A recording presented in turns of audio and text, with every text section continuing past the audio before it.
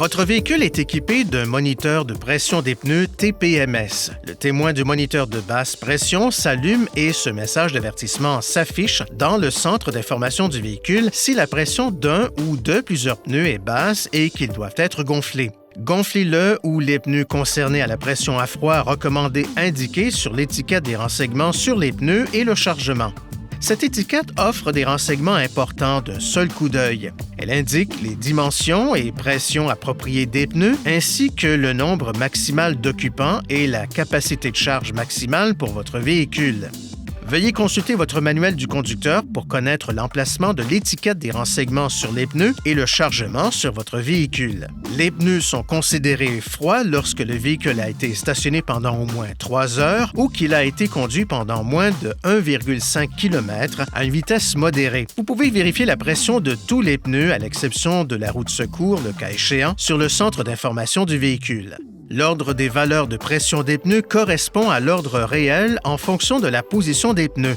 Lorsque de l'air est insufflé dans un pneu sous-gonflé, le TPMS avec moniteur de pression des pneus émet des signaux visuels et sonores à l'extérieur du véhicule pour vous aider à gonfler les pneus à la pression à froid recommandée. Pour utiliser ce système, vérifiez que le véhicule est stationné dans un lieu sûr et une surface plane et que le frein de stationnement est serré. Placez le contacteur d'allumage à la position on, mais ne démarrez pas le moteur. Ajoutez de l'air dans le pneu et après quelques secondes, les témoins des feux de détresse commencent à clignoter. Si les témoins des feux de détresse ne clignotent pas dans un délai d'environ 15 secondes après le début du gonflage du pneu, le moniteur de pression des pneus ne fonctionne pas. Une fois la bonne pression de pneu atteinte, le klaxon retentit une fois et les feux de détresse arrêtent de clignoter. Si le pneu est surgonflé de plus de 28 kPa environ, le klaxon retentit de nouveau et les feux de détresse clignotent à 3 reprises. Pour corriger la pression, appuyez brièvement sur l'obus de la valve du pneu pour libérer l'excès de pression. Lorsque la pression atteint la pression spécifiée, le klaxon retentit une fois.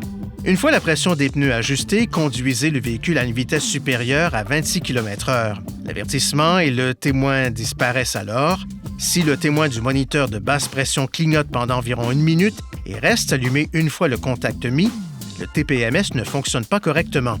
Si cela se produit, nous vous recommandons de vous rendre chez un concessionnaire Infiniti. La pression des pneus augmente et diminue selon la chaleur produite par le fonctionnement du véhicule et la température ambiante. Une température extérieure basse peut faire baisser la température de l'air à l'intérieur des pneus, ce qui peut se traduire par une pression de gonflage plus basse. Ceci pourrait faire en sorte que le témoin de basse pression de pneus s'allume. Le moniteur de pression des pneus ne détecte pas les chutes soudaines de pression des pneus, comme dans le cas d'une crevaison, et ne remplace pas le bon entretien des pneus. Vérifiez la pression de tous les pneus, y compris le pneu de secours, de façon régulière et systématiquement avant les voyages de longue distance.